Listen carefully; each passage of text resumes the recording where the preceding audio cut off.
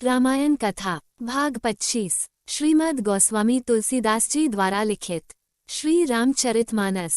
पिछले भाग में हमने देखा कि श्री राम जी और सभी भाई अयोध्या आ गए और सभी माताओं ने उनका रीति रिवाजों से स्वागत किया।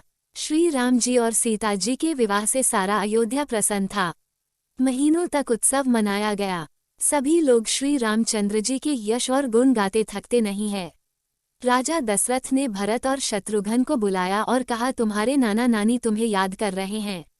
वे तुम्हें मिलने को व्याकुल हो गए हैं और तुम्हारे नाना जी का स्वास्थ्य भी ठीक नहीं रहता है, तो तुम कुछ दिनों के लिए अपने ननिहाल चले जाओ और उनकी सेवा करो।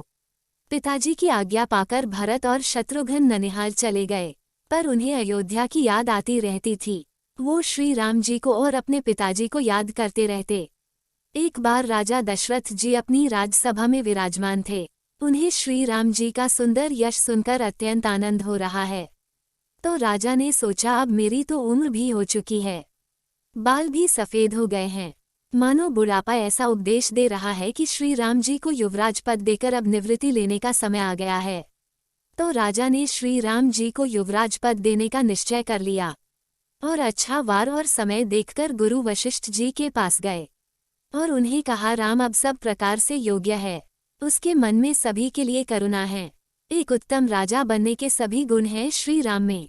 मेरी यही अभिलाषा है कि मेरे जीते जी राम को युवराज पद मिल जाए, मेरा जीवन सार्थक हो जाएगा। अगर आप आज्ञा दे तो मैं तैयारी आरंभ करूं।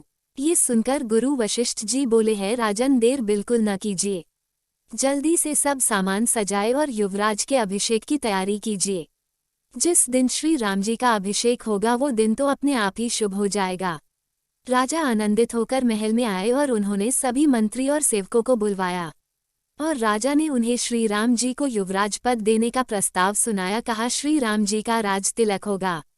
राज्य अभिषेक के लिए गुरु वशिष्ठ जी की जो आज्ञा हो आप सब वह तुरंत पूरी कीजिए। जो आज्ञा कहकर सब सिर नवाकर उत्साहित होकर चले, जैसे उन्हीं के पुत्र का राज्याभिषेक हो रहा है। सभी लोग श्री राम जी से इतना प्रेम जो करते हैं, और वो गुरु के पास गए। मुनिराज ने हर्षित होकर कोमल वाणी से कहा कि संपूर्ण श्रेष्ठ तीर्थों का जल ले आओ, और फिर उन्होंने औषधि, मूल, फूल और पत्र आदि अनेकों मांगलिक वस्तुओं के नाम गिनकर बताए। मृगचर्म और बहुत प्रकार के वस्त्र, रेशमी वस्त्र, मनिया और बहुत सी मंगल वस्तुएं सबको मंगाने की आज्ञा दी। ध्वजा, पताका, तोरण, कलश, घोड़े, रथ और हाथी सबको सजाओ। मुनि ने जिसको जो आज्ञा दी सभी ने उस काम को इतनी जल्दी किया जैसे पहले से ही कर रखा हो। श्री राम जी के राज्याभिषेक की सुहानी खबर सुनते ही अवध भर में त्योहार मनाया गया। राजा ने ये मंगल समाचार रानीवास में जाकर सुनाया। समाचार सुनकर सभी रानियां इतनी खुश हुई कि उसका वर्णन करना मुश्किल है। सब मंगल कलश सजाने लगी। सुमित्रा जी ने तो मणियों से अत्यंत सुंदर चौक पूरे और कौशल्या ने ब्राह्मणों को बुलाकर बहुत सारा दान दिया। उन्होंने देवी देवता और नागों की पूजा की और बलि देने को कहा और उनसे प्रार्थना की, श्री राम जी का भला जिसमें हो वही आशीर्वाद दे। राज्य की सभी स्त्रियां मंगल गान करने लगी। तब राजा ने वशिष्ठ जी को बुलाया और शिक्षा देने के लिए श्री राम जी के महल में भेजा। गुरु का आगमन सुनते ही श्री राम जी ने दरवाजे पर आकर गुरु को नमन किया, आदर पूर्वक घर में ले आए और पूजा आरती करके उनका सम्मान किया। फिर सीताजी सहित उनके चरण स्पर्श किए और कहा, अपने इस दास को बुलावा भेजते में उपस्थित हो जाता, आपने कष्ट क्यों किया गुरुदेव। श्री राम जी के ऐसे कोमल वचन सुनकर मुनि प्रसन्न हुए और कहा, आपके पिताश्री ने आपको युवराज पद देने की घोषणा की है। वे आपको युवराज बनाना चाहते हैं, इसलिए आप उपवास, हवन सब विधि पूर्वक कीजिए, जिससे विधाता इस काम को सफल करे। और मुनि राजा के पास चले गए।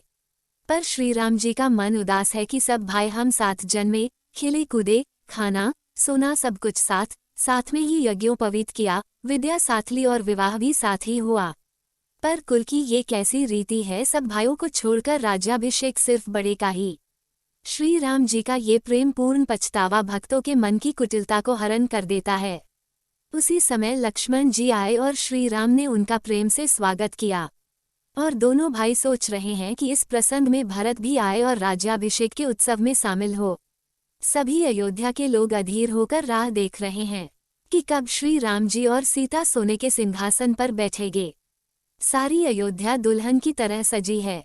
लोगों की आतुरता का तो अंत ही नहीं हो रहा। तब सुबह हो और श्री राम का राज तिलक हो। आगे की कथा अगले भाग में। जय श्री राम। दोस्तों, हमने भगवान श्री राम की लीलाओं को सरल भाषा में समझाने की एक तुच्छ कोशिश की है। आपको हमारी कोशिश अच्छी लगी हो तो वीडियो को लाइक कीजिए और चैनल को सब्सक्राइब कीजिए। कमेंट में जय श्री राम लिखिए।